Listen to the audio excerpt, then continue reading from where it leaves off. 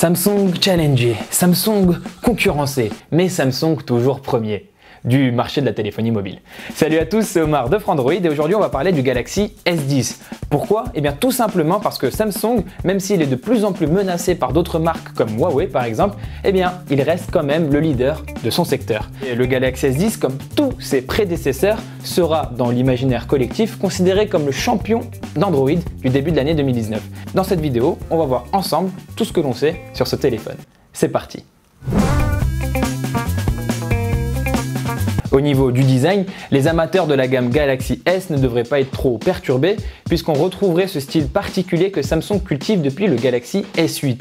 Mais attention, alerte, ce Galaxy S10 aurait la particularité d'avoir un trou dans l'écran. Et le fait de percer l'écran en fait permet de loger le capteur photo avant. Ce concept d'écran, il a déjà été présenté officiellement par Samsung et il faut le considérer comme une sorte d'alternative à l'encoche. Et il faut bien comprendre que Samsung n'a jamais arrêté de se moquer de cette mode de l'encoche. Et du coup, pour ne pas perdre la face, il devait à tout prix éviter d'en mettre une sur l'un de ses téléphones. Sinon, il aurait eu l'air malin, hein. Mais entre nous, ce trou dans l'écran, ça reste une sorte d'encoche, non?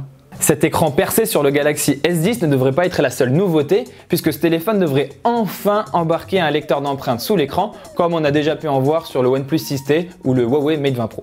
Et sans transition, on enchaîne, il devrait y avoir non pas un, non pas deux, mais bien 3 Samsung Galaxy S10 différents plus une version bonus sur laquelle on reviendra dans un instant. On aurait donc le Galaxy S10, le Galaxy S10 Plus et le Galaxy S10 Lite. Les 3 modèles varieraient notamment sur la taille de leur écran, mais aussi au niveau du nombre de capteurs photo qu'ils embarquent. Selon les informations actuelles, on pourrait aller jusqu'à 4 capteurs photo à l'arrière et jusqu'à 2 capteurs photo à l'avant pour les modèles les mieux équipés. Et comme je l'ai rapidement mentionné, on attend aussi une version bonus qui s'appellerait Galaxy S10 Beyond X, ouais c'est un nom à rallonge, et celui-là il aurait la particularité d'avoir un écran immense de 6,7 pouces et il serait aussi compatible 5G. Ces Galaxy S10 profiteront aussi de One UI qui est l'interface qui remplace Samsung Experience. Alors en fait ce qu'on retient grosso modo c'est que ça va apporter des interactions à une main facilitées, un thème sombre aussi, ça c'est cool, et aussi globalement un design plus sobre, plus clair, plus joli. Et j'allais oublier, Android 9.0 Pie sera normalement de la partie. Enfin, à l'intérieur des téléphones, on devrait trouver un Exynos 9820 qui est la toute dernière puce présentée par Samsung.